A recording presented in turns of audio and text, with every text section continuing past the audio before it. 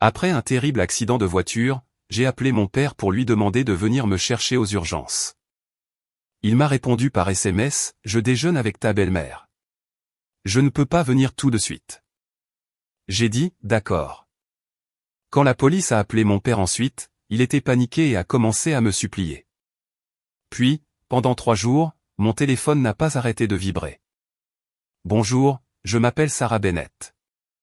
J'ai 28 ans et, depuis 4 ans, je suis ingénieur logiciel principal. Je développe discrètement le produit phare de l'entreprise technologique familiale à Austin, au Texas. Il y a 3 jours, je roulais sur l'autoroute 35 pour aller au bureau, en train de répéter la présentation d'investissement la plus importante de ma carrière, lorsqu'un pick-up a perdu le contrôle sous la pluie et a percuté ma voiture.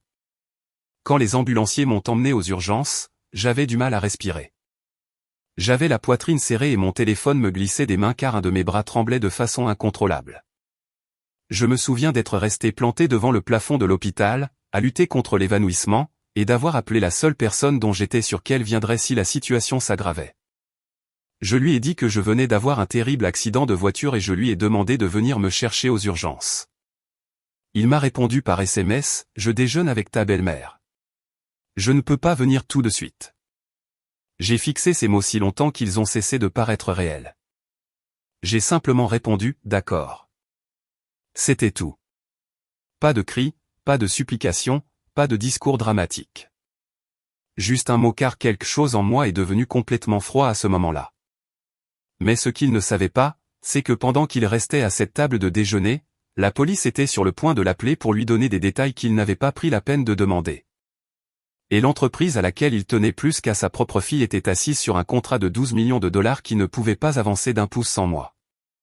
Pendant 3 jours entiers après cela, mon téléphone n'a pas arrêté de sonner. Et au moment où il a enfin compris ce que ces 11 mots lui avaient coûté, il était déjà trop tard. Avant que je ne vous raconte ce qui s'est passé quand la police l'a contacté et pourquoi mon téléphone a commencé à exploser sans arrêt pendant 3 jours, dites-moi d'où vous regardez et quelle heure il est pour vous en ce moment. Parce que j'ai le sentiment que cette histoire va voyager beaucoup plus loin que ce déjeuner ne l'a jamais fait. L'infirmière a pris mon téléphone de ma main après que je l'ai laissé tomber pour la 2e fois et a demandé s'il y avait quelqu'un d'autre qu'elle pouvait appeler. Mais je continuais à secouer la tête car la douleur a une façon étrange de réduire votre vie à la vérité la plus laide. La vérité était que j'avais des collègues, des voisins, des connaissances de l'université, et même quelques femmes avec qui je prenais parfois un café. Mais à ce moment-là, je voulais toujours mon père. Je voulais toujours croire qu'une fois qu'il aurait compris la gravité de la situation, il se précipiterait à travers ces portes d'hôpital et agirait comme un père au lieu d'un directeur général avec un timing parfait et des priorités sélectives. Un officier de police debout près de mon lit a réessayé son numéro pendant que l'équipe de traumatologie ajustait mon oxygène et examinait les ecchymoses sur mes côtes. Cette fois, il a réussi à le joindre. Je ne pouvais pas entendre chaque mot, mais j'en ai entendu assez. Accident grave, traumatisme thoracique, blessure interne possible. Oui, monsieur. Ce n'est pas mineur. Puis une pause. Une autre pause. Et enfin, le visage de l'officier a changé d'une manière qui a rendu mon estomac plus froid que le liquide de la perfusion intraveineuse qui coulait dans mon bras. Quand il a raccroché, j'ai posé la question avant de pouvoir m'en empêcher. Est-ce qu'il vient ? L'officier a hésité juste assez longtemps pour me répondre sans vraiment répondre. Il a dit qu'il avait l'air inquiet. Inquiet ? Pas terrifié. Pas en route. Pas de dire de m'annoncer qu'il arrivait tout de suite. Juste inquiet. Environ 20 minutes plus tard, mon téléphone a commencé à s'allumer avec des messages. Sarah, je n'avais pas réalisé que c'était si grave. Sarah, réponds-moi. Sarah, j'essaie de partir. Sarah, ta belle-mère ne se sent pas bien. Sarah, ne rends pas cela pire que ce n'est déjà. Ce dernier message m'a fait quelque chose. J'étais allongé là avec des côtes fêlées et du sang séché le long de la racine de mes cheveux. Et d'une certaine manière, on me disait encore de ne pas aggraver les choses. Pas la pluie. Pas le conducteur qui m'a percuté. Pas l'homme qui a choisi le déjeuner plutôt que sa fille aux urgences. J'ai tourné mon visage vers le mur et j'ai laissé les larmes couler pendant exactement 10 secondes. Parce qu'une fois qu'elles ont commencé, elles ne concernaient plus l'accident. Elles concernaient chaque dîner qu'il avait annulé parce qu'elle avait mal à la tête. Chaque événement important où il était arrivé en retard. Chaque réunion où j'avais fait le travail et où il avait souri pour en récolter le mérite. Chaque fois que je m'étais permis de penser que la prochaine fois serait différente. La personne suivante à franchir la porte fut Robert Klein. Il avait l'air d'avoir monté les escaliers en courant au lieu de prendre l'ascenseur. La cravate de travers, la veste à moitié boutonnée, le visage pâle de cette façon très américaine et très masculine qu'ont les cadres plus âgés quand ils ont peur mais essaient de rester utiles. Il était notre directeur financier depuis plus longtemps que je n'avais légalement le droit de conduire. Et il était ce qui se rapprochait le plus d'un véritable mentor pour moi au sein de cette entreprise. Il n'a pas perdu de temps à faire semblant que tout irait bien. Il a regardé le moniteur, a regardé la telle autour de mon bras, a regardé mon visage, et a dit doucement, il aurait dû être ici avant moi. J'ai ri une fois, ce qui m'a fait si mal que je l'ai regretté instantanément. Robert a approché la chaise de visiteur et a baissé la voix. Sarah, il y a quelque chose que tu dois savoir avant que cette soirée ne devienne plus laide. Je pensais qu'il parlait du dîner des investisseurs. Je pensais qu'il voulait dire que le conseil d'administration paniquait. Je pensais que la pire chose qui m'attendait était que la démonstration en direct puisse planter sans ma présence. J'avais tort. Il m'a dit qu'il avait vu des courriels au cours des dernières semaines qui l'avaient mis mal à l'aise et que maintenant il avait fini de garder le silence. Il a dit que Lisa avait parlé à un recruteur à Dallas et à un autre à Denver, demandant des candidats qui pourraient être positionnés comme nouveaux responsables techniques après la présentation, pas avant. Après. Après que le contrat soit sécurisé, après que mon système soit verrouillé, après que mon travail ait fini de faire paraître tout le monde brillant. Elle voulait quelqu'un de raffiné, adapté aux clients, plus facile à gérer. Je l'ai regardé pendant une longue seconde, trop épuisé pour réagir de la manière dont j'aurais probablement dû le faire. C'était donc ça le plan. M'utiliser une dernière fois et me mettre à l'écart. Robert a hoché la tête lentement. Je pense que ton père s'est laissé croire que c'était une réorganisation. Je pense qu'elle a vendu cela comme de la gestion d'image. Je pense qu'il se ment à lui-même depuis un moment. C'est à ce moment-là que mon téléphone a de nouveau vibré pour un appel vidéo de sa part. Puis un autre, tous ignorés. Robert a jeté un coup d'œil à l'écran puis m'a regardé. Il a besoin de quelque chose maintenant. J'ai dégluti difficilement et me suis forcé à dire les mots à voix haute. Le serveur de démonstration. Je suis la seule à pouvoir déverrouiller l'environnement en direct et exécuter la séquence finale. Robert n'a pas scié. Alors pour une fois, Sarah, peut-être que l'entreprise peut attendre. J'ai regardé le plafond à nouveau, les lumières fluorescentes, la fine fissure dans un carreau, et j'ai senti quelque chose s'installer en moi. Pas de la rage, pas de la vengeance, quelque chose de plus froid, quelque chose de plus propre. Pour la première fois de ma vie, j'ai arrêté de demander ce qui sauverait ma famille et j'ai commencé à demander ce qui pourrait me sauver moi. Et ce que Robert a dit ensuite a rendu cette question impossible à ignorer. Il s'est penché plus près et a dit, si tu ouvres ce serveur après ce qu'il a fait aujourd'hui, ils prendront le contrat, prendront ton travail, et prendront ta place. Si tu ne fais rien, ils devront peut-être enfin faire face à ce que tu portes depuis des années. Je n'ai rien fait ce premier jour à part respirer, répondre aux médecins quand ils avaient besoin de moi, et regarder mon téléphone se transformer en confessionnal pour des gens qui n'avaient jamais prévu de se confesser. Mon père envoyait des messages comme un homme essayant d'échapper à sa propre culpabilité. D'abord, il s'est excusé, puis il était confus, puis sur la défensive, puis professionnel, ce qui d'une certaine manière semblait pire que tout le reste. Sarah, le client a besoin des identifiants finaux de la présentation d'ici demain matin. Sarah, Robert dit que tu es consciente. Sarah, réponds-moi s'il te plaît. Sarah, je subis beaucoup de pression ici. Sarah, c'est plus important que des sentiments personnels. Le deuxième jour, Lisa s'était jointe à lui. Elle envoyait des messages comme si nous étions deux professionnels gérant un désagrément malheureux au lieu d'une femme qui avait passé 3 ans à fabriquer des urgences chaque fois que ma vie nécessitait l'attention totale de mon père. Elle a écrit que l'entreprise ne pouvait pas être prise en otage à cause d'un malentendu. Elle a écrit que les investisseurs ne se souciaient pas des émotions familiales privées. Elle a écrit que si je tenais vraiment à mon avenir à long terme, je réfléchirais attentivement à la façon dont je gérerais les prochaines 24 heures. J'ai lu chaque message une fois, puis j'ai tendu le téléphone à Robert. Il s'est tenu près de mon lit et les a relus, plus lentement, la mâchoire plus serrée à chaque écran. Bien, lui ai-je dit. Je veux que quelqu'un d'autre voie exactement comment il parle quand il pense que je leur appartiens encore. Cet après-midi-là, il est revenu avec un bloc-notes juridique, un ordinateur portable, et l'expression d'un homme qui avait enfin décidé de quel côté de l'histoire il voulait être. Nous avons commencé à construire une chronologie, pas pour le tribunal, du moins pas encore, pour la réalité. Le genre qui ne peut pas être balayé d'un revers de main dans une salle de conférence par des personnes plus bruyantes avec de meilleurs costumes. Il a sorti des courriels archivés montrant que j'avais conçu l'architecture du produit dès la première étape. Il m'a montré des fils de discussion internes où les clients me demandaient spécifiquement pour des examens techniques. Il m'a montré des invitations de calendrier où j'avais écrit la stratégie de démonstration, le plan de risque, la logique de restauration et les protections de serveurs qui étaient maintenant la seule raison pour laquelle la technologie Bennett avait une chance de décrocher le contrat de 12 millions de dollars. Il a même trouvé des messages de mon père me remerciant en privé d'avoir sauvé des délais qu'il a ensuite présentés publiquement comme des victoires de la direction exécutive. Si je n'avais pas été si fatigué, j'aurais pu sourire.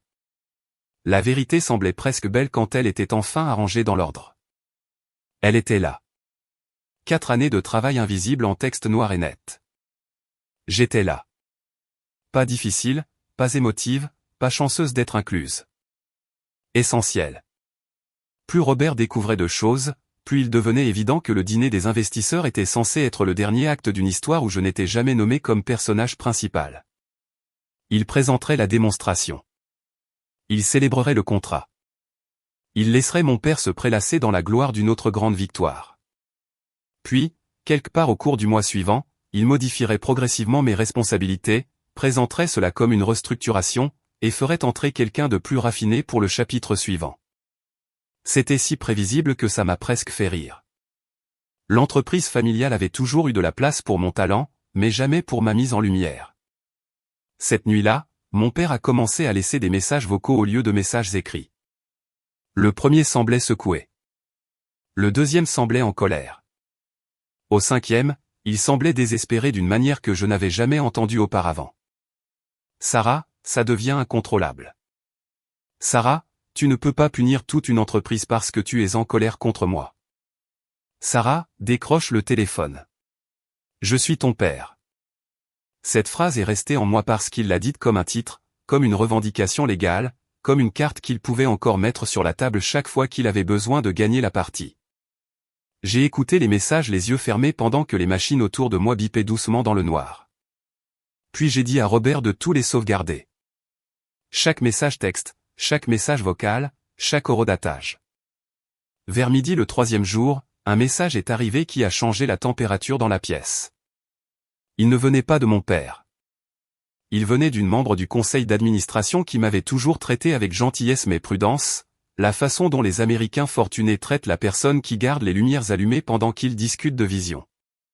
Elle a écrit qu'il y avait une inquiétude croissante concernant la démonstration en direct, qu'on avait dit à plusieurs membres du conseil que j'étais indisponible pour cause de stress, et que s'il y avait quoi que ce soit qu'elle devait savoir avant ce soir-là. Elle espérait que je lui ferais confiance. Le stress. C'était l'histoire qu'il vendait déjà. Pas un accident de voiture, pas les urgences, pas des côtes fêlées. Le stress. Je me suis assise un peu trop vite et j'ai aspiré de l'air entre mes dents. Robert était à mes côtés en une seconde.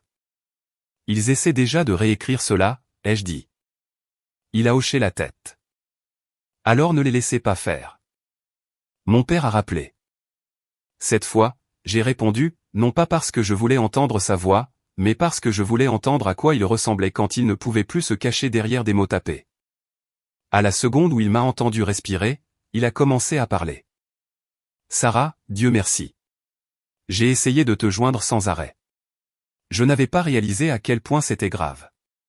Lisa m'a dit que les urgences t'avaient libéré rapidement. J'ai regardé Robert et j'ai vu le moment exact où il a compris le mensonge. J'ai posé une question à mon père. As-tu au moins demandé à quel point c'était grave avant de décider que le déjeuner était plus important? Silence. Puis il a expiré et a essayé de changer de sujet. Ce n'est pas le moment pour ça. Les investisseurs arrivent dans quelques heures. Nous devons nous concentrer sur ce qui compte en ce moment. J'ai presque ri de nouveau. Pour une fois, il avait raison. Nous devions nous concentrer sur ce qui comptait. Nous ne voulions simplement plus dire la même chose. Je lui ai dit calmement que j'étais sous les ordres du médecin, que je n'ouvrirais pas l'environnement en direct depuis un lit d'hôpital. Et que si la technologie Bennett avait construit une entreprise si fragile qu'elle pouvait perdre un contrat de 12 millions de dollars parce qu'une ingénieure blessée arrêtait de porter tout le monde, ce n'était pas mon échec. C'était le sien. Il a commencé à supplier vraiment. La voix brisée, disant « S'il te plaît, ma chérie, s'il te plaît, ne fais pas ça. S'il te plaît, ne m'embarrasse pas ce soir. » M'embarrasser. Pas me perdre, pas me blesser. M'embarrasser. C'est à ce moment-là que j'ai su que l'histoire était déjà terminée pour lui, même s'il ne s'en était pas encore rendu compte. J'ai raccroché, j'ai rendu le téléphone à Robert, et j'ai dit, s'ils veulent une performance ce soir, je pense que c'est enfin mon tour. Au matin du dîner des investisseurs, ma douleur s'était juste assez atténuée pour laisser la colère se tenir droite. Les médecins voulaient me garder une nuit de plus. Mais j'avais vécu trop longtemps à l'intérieur de cette entreprise pour ne pas reconnaître la différence entre une crise et une fin. Je n'y allais pas pour crier, m'effondrer ou détruire quelque chose. J'y allais parce que pendant 4 ans, j'avais regardé d'autres personnes raconter mon histoire de manière médiocre. Et j'en avais fini de leur donner le microphone. Juste avant midi, pendant que Robert était en bas pour s'occuper des documents de sortie et que mon infirmière changeait une poche intraveineuse, elle est entrée. Lisa. Elle n'a pas frappé. Elle n'a jamais frappé nulle part dans ma vie parce que les limites étaient pour les personnes qu'elle considérait comme ses égales. Elle a fait irruption dans cette chambre d'hôpital portant un pantalon crème, des lunettes de soleil surdimensionnées perchées sur la tête, et l'expression d'une femme qui croyait encore que la présentation pouvait surpasser les faits. Elle s'est arrêtée pendant une demi-seconde quand elle a vu les ecchymoses sur mon visage, le ruban adhésif sur mon bras, la façon dont je devais me soutenir juste pour bouger dans le lit. Puis la sympathie a disparu aussi vite qu'elle était apparue. « Te voilà » a-t-elle dit, comme si je l'avais dérangée en survivant. « Nous devons faire vite. J'ai besoin de ton téléphone professionnel, de ton ordinateur portable et du dispositif d'authentification lié à l'environnement de démonstration. » Je l'ai regardé, car parfois les personnes les plus laides vous font la faveur de parler clairement. Elle a continué, parlant avec cette voix de consultante sèche qu'elle utilisait chaque fois qu'elle voulait paraître objective au lieu de cruelle. Le client est déjà nerveux. Ton père subit une pression énorme. Si tu approuves le transfert d'accès et nous donnes la séquence d'administration, nous pouvons encore sauver la soirée. J'ai posé une question. A-t-il enfin quitté le déjeuner? Sa bouche s'est crispée. Il ne s'agit pas du déjeuner. Non, ai-je dit doucement. Il s'agit exactement du déjeuner. Pour la première fois de toute la semaine, elle a perdu ce masque raffiné. Elle s'est approchée du lit et a baissé la voix. Ne sois pas dramatique, Sarah. Les hommes comme ton père ont des responsabilités plus grandes que tes sentiments. Plus grandes que mon poumon affaissé aussi. Elle a ignoré cela. Elle a dit que le conseil posait déjà des questions, que je devais penser à long terme, que les personnes à la direction remarquent qui restent loyales sous la pression. J'ai presque admiré avec quelle propreté elle utilisait le mot loyal à la place d'obéissant. Comme je ne répondais pas, elle a essayé un autre angle. Si tu veux garder ton avenir chez Bennett, tu dois arrêter d'agir comme si c'était personnel. C'est à ce moment-là que je me suis enfin assise plus droite et que je l'ai regardée droit dans les yeux. Tu veux dire, arrêter d'agir comme si mon père m'avait laissé aux urgences et commencer à agir comme si ta réservation pour le dîner comptait plus. Son visage s'est durci. Ton père a construit cette entreprise. J'ai souri à travers la douleur parce que c'était encore là. Le mensonge qu'ils avaient tous accepté de répéter jusqu'à ce qu'il paraisse normal. Non, ai-je dit, mon grand-père l'a commencé. J'ai construit la plateforme qui la maintient en vie. Et mon père a pris l'habitude de s'attribuer le mérite de la femme la plus proche qu'il aimait encore. Elle a frappé la barrière latérale du lit assez fort pour faire sursauter mon moniteur. Ne me parle pas comme ça. Avant que je puisse répondre, mon infirmière est intervenue et lui a demandé de partir. Lisa n'a pas bougé. Au lieu de cela, elle s'est retournée et a annoncé assez fort pour que le couloir entende que j'étais émotionnellement instable et que je mettais en péril un contrat majeur par dépit. Cela aurait fonctionné aussi si elle n'avait pas choisi un hôpital rempli de professionnels qui avaient passé 2 jours à me garder en vie. La sécurité est apparue en quelques minutes. Elle a essayé une dernière fois en sortant, me disant que je faisais la pire erreur de ma vie. Je lui ai dit, non, la pire erreur de ma vie a été de confondre la manipulation avec la famille. Quand Robert est remonté, il m'a trouvée tremblante, un mélange de douleur et d'adrénaline. Je lui ai tout raconté, chaque mot, et il n'a pas eu l'air surpris.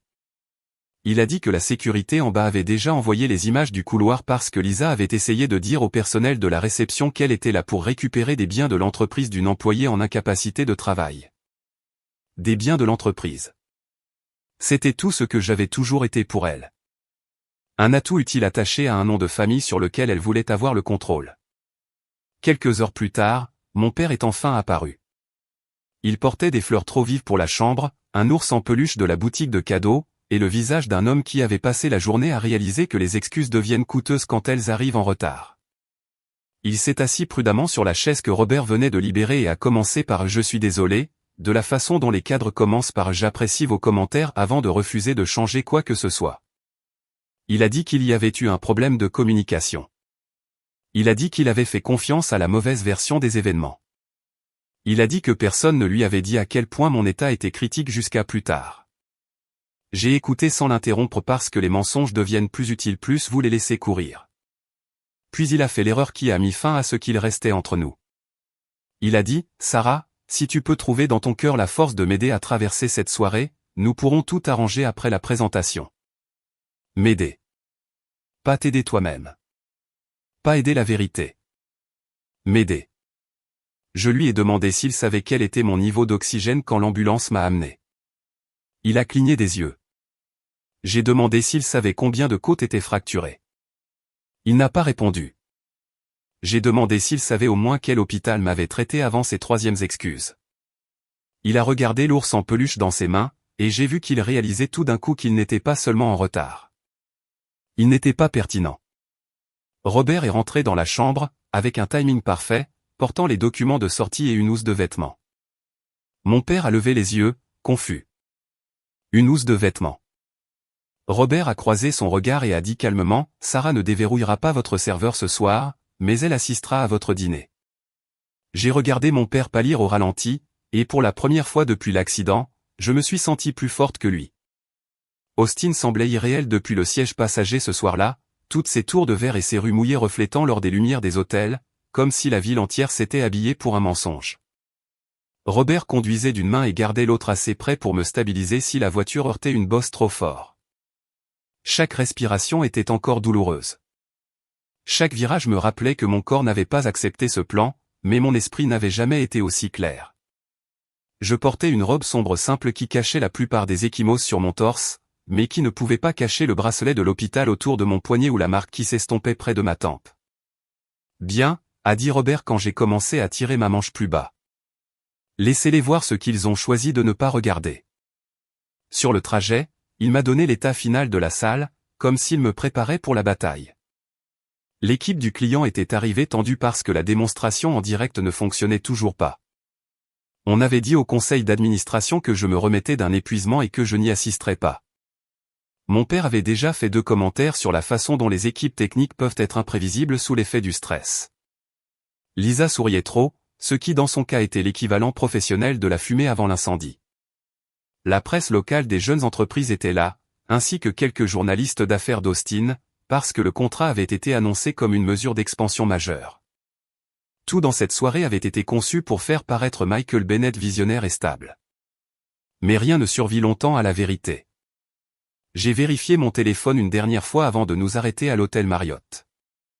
43 appels manqués de mon père, 12 de Lisa, 5 de numéros que je ne reconnaissais pas, probablement des assistants ou des membres du conseil d'administration ou des gens qui découvraient soudainement que l'ingénieur qu'ils gardaient hors de la scène était devenu le centre de gravité.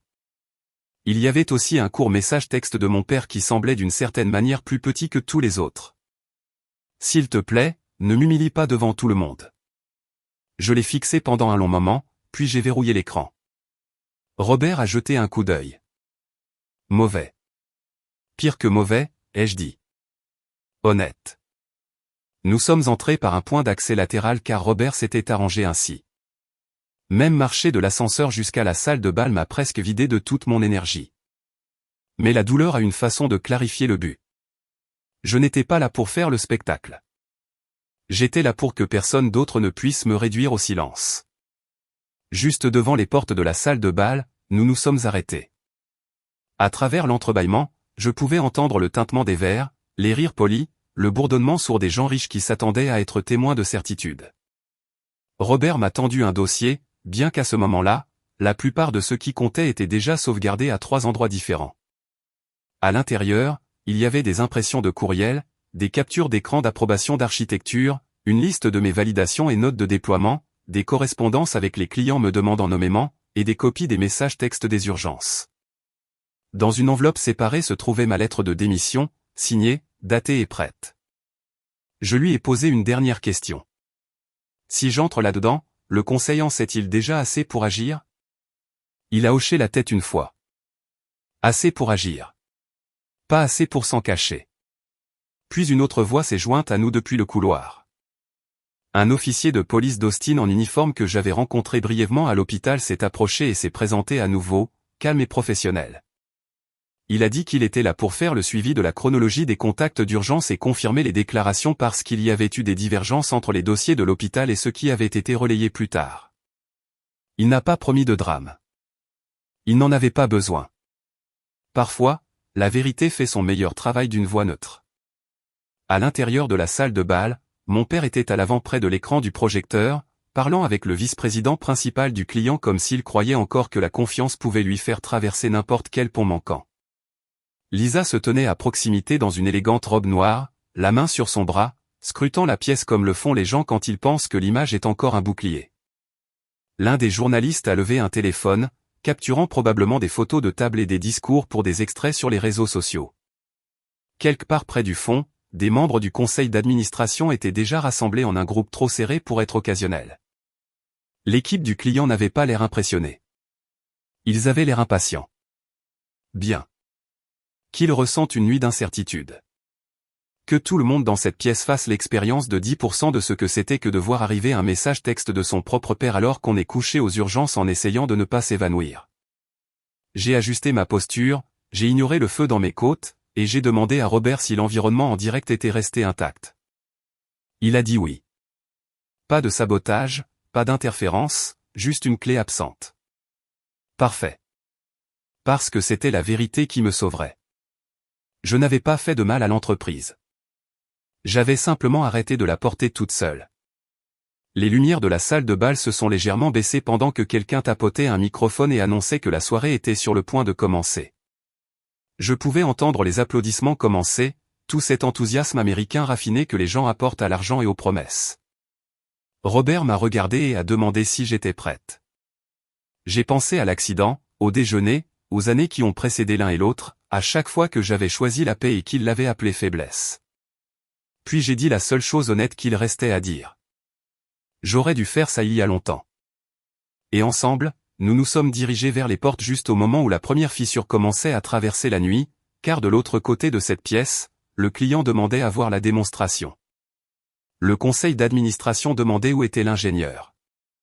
Et le mensonge autour duquel mon père avait construit toute sa soirée commençait déjà à s'effondrer. La première chose que j'ai vue quand les portes de la salle de bal se sont ouvertes, c'est mon père souriant dans un microphone comme si le monde lui appartenait encore. Il remerciait tout le monde de croire aux solutions technologiques Bennett, parlant de résilience, d'innovation, de valeurs familiales, tout ce langage d'entreprise américain poli qui semble noble jusqu'à ce que vous sachiez qui a dû saigner pour cela. La deuxième chose que j'ai vue, c'est le grand écran derrière lui affichant une diapositive d'attente pour la démonstration en direct qui n'avait toujours pas commencé, car la seule personne qui pouvait l'autoriser avait passé les 3 derniers jours dans un lit d'hôpital. Il avait l'air confiant de loin. De près, même depuis la porte, je pouvais voir la tension autour de ses yeux. La délégation du client était assise près de l'avant, n'étant plus amusée par les retards. Lisa se tenait près de la scène avec un sourire figé et une coupe de champagne à laquelle elle n'avait pas touché depuis 10 minutes. Un membre du conseil m'a remarqué en premier, puis un autre. Puis la pièce a commencé à changer avant même qu'un mot ne soit prononcé. Cette ondulation silencieuse que font les personnes riches quand quelque chose de plus intéressant que le scénario apparaît. Mon père a suivi leur regard et s'est arrêté au milieu d'une phrase. Il a vu les ecchymoses sur mon visage. Il a vu le bracelet de l'hôpital. Il a vu la façon dont Robert restait à un demi-pas derrière moi au cas où je tomberais. Surtout, il a vu que je n'étais pas venu là pour le sauver. Pendant un moment, personne n'a bougé. Puis l'un des cadres du client s'est levé et a dit assez fort pour que les tables les plus proches entendent, « Sarah, allez-vous bien ?» C'est tout ce qu'il a fallu. Les têtes se sont tournées, les téléphones se sont levés. Mon père s'est éloigné du microphone et s'est dirigé vers moi, mais il a été intercepté avant de faire 3 pas. L'officier de police d'Austin s'est calmement placé sur son chemin et a demandé, « Monsieur Bennett, pouvez-vous confirmer que mardi après-midi vous avez reçu des contacts d'urgence du centre médical Saint-David et du département de police d'Austin concernant l'état de votre fille après une grave collision sur l'autoroute 35 ?» L'officier n'a pas élevé la voix. Il n'en avait pas besoin. La question a frappé plus fort parce qu'elle semblait officielle et ordinaire. Mon père s'est figé. Lisa a essayé de sourire et d'intervenir, mais l'officier a continué avec le genre de calme qui terrifie les coupables. Nous devons également vérifier si ce message texte a été envoyé depuis votre téléphone en réponse à la demande d'aide de votre fille depuis les urgences. Il a brandi une impression. Même de là où je me tenais, je savais exactement ce qu'elle disait.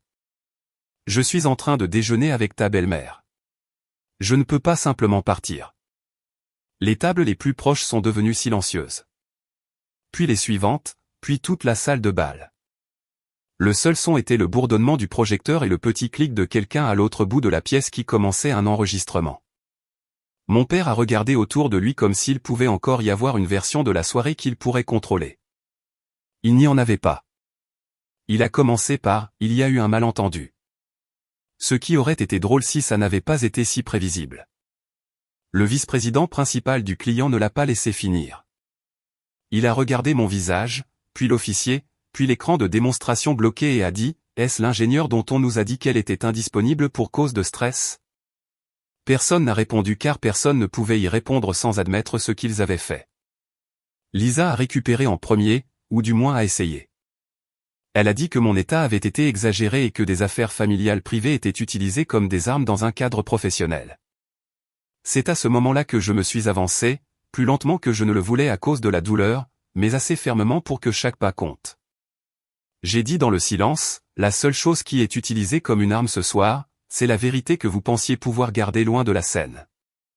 Tous les appareils photos de la pièce se sont tournés vers moi.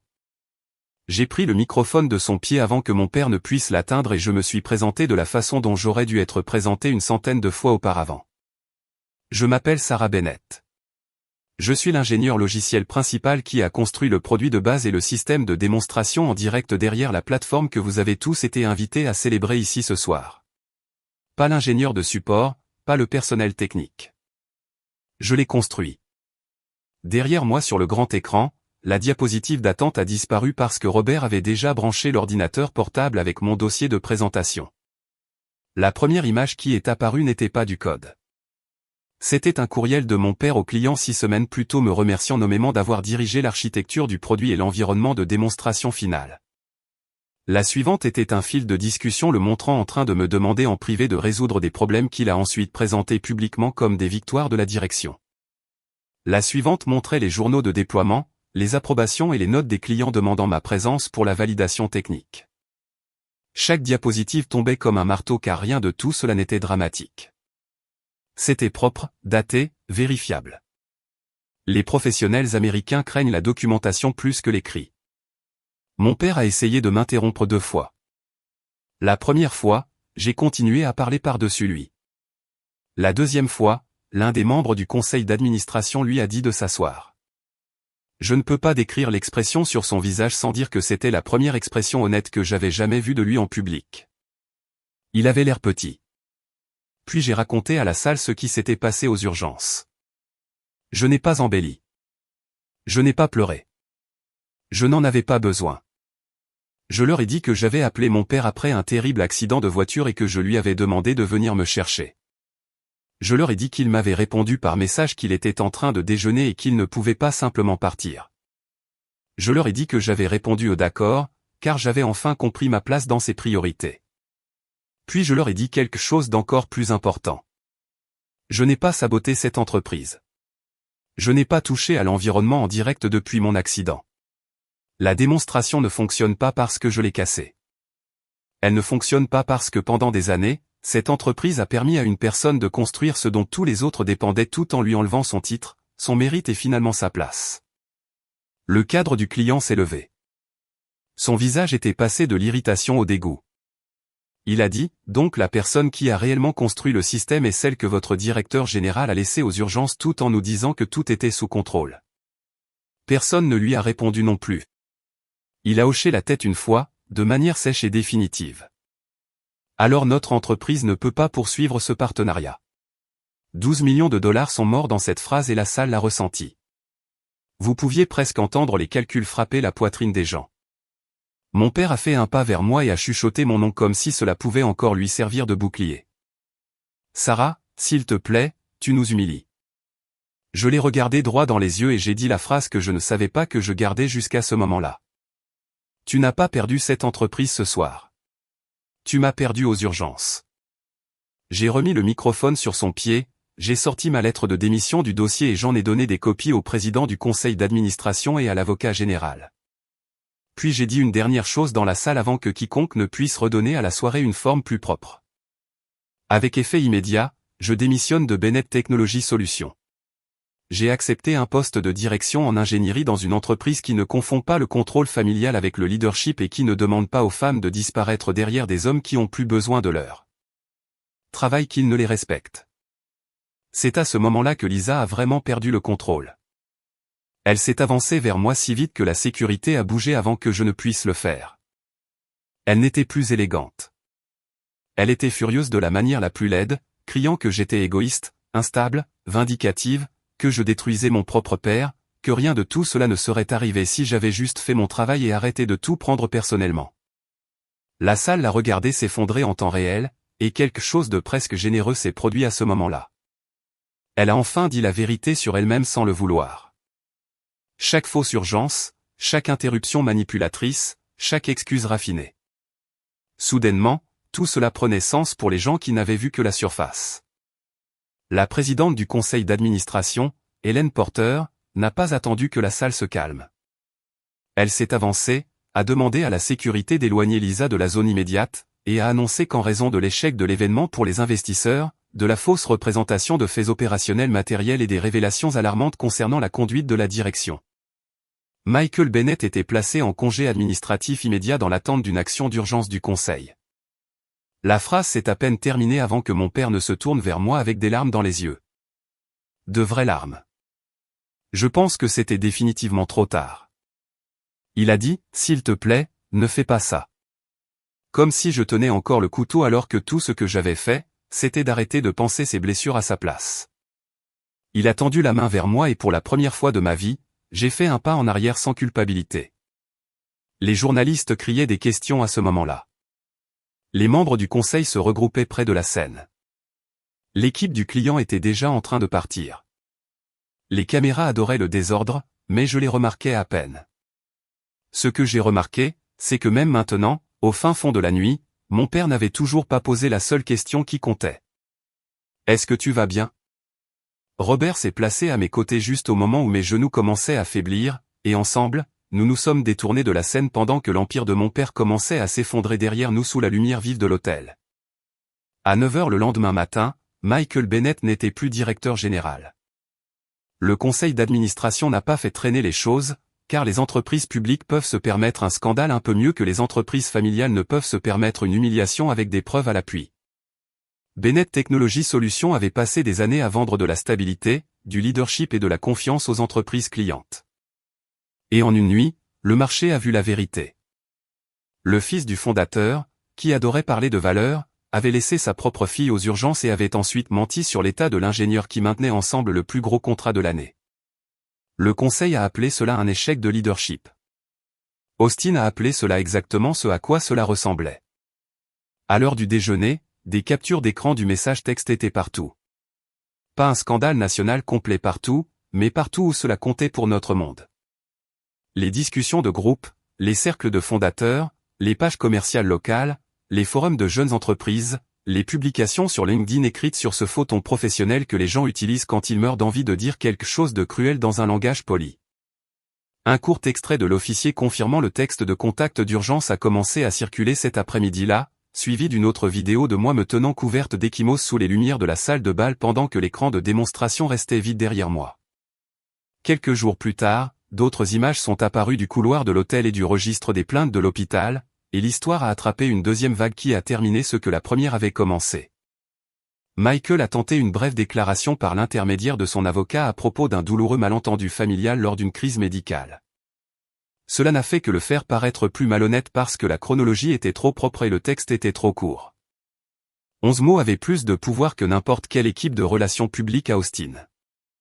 Lisa a demandé le divorce avant la fin du mois, mais elle n'est pas partie avec la sortie élégante qu'elle s'était probablement imaginée. Sa réputation dans les cercles d'affaires locaux était morte. Personne ne voulait d'une ancienne consultante devenue conjointe de dirigeants dont le nom était maintenant attaché à la manipulation, à l'effondrement public et au genre d'opportunisme froid qui met mal à l'aise même les personnes ambitieuses. Aux dernières nouvelles, elle faisait du travail opérationnel à temps partiel pour une petite entreprise en dehors d'Austin sous une version différente de son curriculum vitae, ce qui semblait approprié. Elle avait passé des années à aider à réécrire la réalité de tous les autres. Maintenant, même la sienne devait être éditée pour survivre. Quant à mon père, il a passé les premières semaines à faire ce que les hommes comme lui font toujours quand les conséquences deviennent enfin personnelles. Il a blâmé le stress, puis Lisa, puis le conseil, puis les médias. Puis, quand rien de tout cela n'a fonctionné, il a commencé à essayer le langage de la responsabilité comme un costume qu'il n'avait pas encore fait à sa taille. Robert me tenait au courant parce qu'il savait que je ne voulais pas de contact direct. Michael a vendu des actions pour couvrir le gâchis financier qui a suivi l'échec du contrat, les conditions de séparation de la direction et un accord de compensation séparé concernant le vol de mérite et les contributions intellectuelles conservées que son avocat a soudainement voulu régler très discrètement. Le même homme qui, autrefois, ne pouvait pas quitter son déjeuner avait maintenant tout le temps du monde pour s'asseoir avec ce que cela lui avait coûté. 3 mois plus tard, j'ai commencé mon nouveau rôle de vice-présidente de l'ingénierie produit dans une plus grande entreprise avec un véritable ensemble d'actions, une véritable autorité et une équipe de direction qui m'a présenté nommément sans hésitation. La première fois que notre directeur général a dit « Sarah a construit cette stratégie de plateforme », puis a arrêté de parler pour que je puisse prendre le relais, j'ai failli oublier dans quelle pièce j'étais. Le respect peut sembler étrangement émouvant quand on en a été privé pendant des années. Mon nouveau bureau n'était pas plus grand que celui que j'avais avant, mais il était à moi d'une manière qui comptait plus. Rien à l'intérieur n'avait été emprunté à l'ego de quelqu'un d'autre. Mon travail était correctement crédité. Mon équipe savait à qui s'adresser parce que j'étais réellement autorisé à les diriger. Et pour la première fois de ma carrière, je n'avais pas l'impression de supplier ma propre vie de me faire de la place. Quelques mois après cela, avec l'aide de Robert, j'ai mis en place un petit fonds et une initiative de mentorat pour les employés piégés dans des lieux de travail contrôlés par la famille où leur travail est utilisé, mais leurs noms sont effacés. Nous nous sommes concentrés sur la documentation, les limites, la protection du mérite et les stratégies de sortie. Ce n'était pas énorme. Ça n'avait pas besoin de l'être. Les choses importantes commencent rarement de manière énorme. Elles commencent quand une personne décide que ce qui lui est arrivé ne devrait pas continuer à arriver à d'autres en silence. Mon père a fini par écrire une lettre, puis une autre, puis une qui sonnait enfin moins comme une stratégie et plus comme de la honte. Je ne lui ai pas pardonné dans une scène de film dramatique, car la vie n'est pas guérie par une seule conversation et le sang n'efface pas les dommages. Des mois plus tard, j'ai accepté de prendre un café dans un lieu public avec des limites claires. Pas d'affaires, pas de pitié pour soi-même, pas de me demander de reconstruire ce qu'il a cassé. Il avait l'air plus vieux, plus petit, plus prudent. Peut-être qu'une partie de cela était une véritable croissance. Peut-être qu'une partie n'était que de la perte. J'ai écouté ses excuses et je lui ai dit quelque chose que j'aimerais que plus de gens comprennent plus tôt. La famille ne se prouve pas par l'ADN, les titres ou les vieilles photographies. Elle se prouve par qui se lève de table quand vous appelez à l'aide. Il a pleuré. Pas moi. Je n'étais pas cruel. J'avais simplement fini de traduire la décence de base en quelque chose d'extraordinaire parce que cela arrivait trop tard. La plus grande leçon dans tout cela n'a jamais vraiment concerné la vengeance. Même si la soirée à l'hôtel a donné aux gens ce genre de justice satisfaisante qu'ils attendent toujours d'histoires comme la mienne. La véritable leçon portait sur la valeur. Sur ce qui se passe quand on passe des années à se faire petite pour garder la paix avec des gens qui ne vous aiment que de manière confortable, jamais de manière sacrificielle. Sur le danger de confondre la loyauté avec l'abandon de soi. Sur la raison pour laquelle les jeunes professionnels, en particulier les filles dans les entreprises familiales, doivent documenter leur travail, protéger leur nom, et arrêter de supposer que l'amour rendra les systèmes injustes justes. Il y a une valeur éducative dans cette vérité parce que trop de gens sont élevés pour croire qu'endurer les mauvais traitements en silence est une preuve de maturité. Alors que parfois, la chose la plus responsable que vous puissiez faire pour votre avenir est de refuser d'être utilisé un jour de plus. Si mon histoire signifie quelque chose, j'espère qu'elle rappellera aux gens que les limites ne sont pas de la cruauté, que les preuves ne sont pas de la déloyauté. Et que se choisir soi-même n'est pas égoïste quand les personnes les plus proches de vous continuent de vous demander de disparaître pour leur confort. Le sang peut vous rendre apparenté, mais la vraie famille est la personne qui quitte la table quand vous avez besoin d'elle. Et si vous avez déjà eu à apprendre cette leçon à la dure, alors vous savez que les décisions les plus silencieuses sont parfois celles qui changent votre vie pour toujours.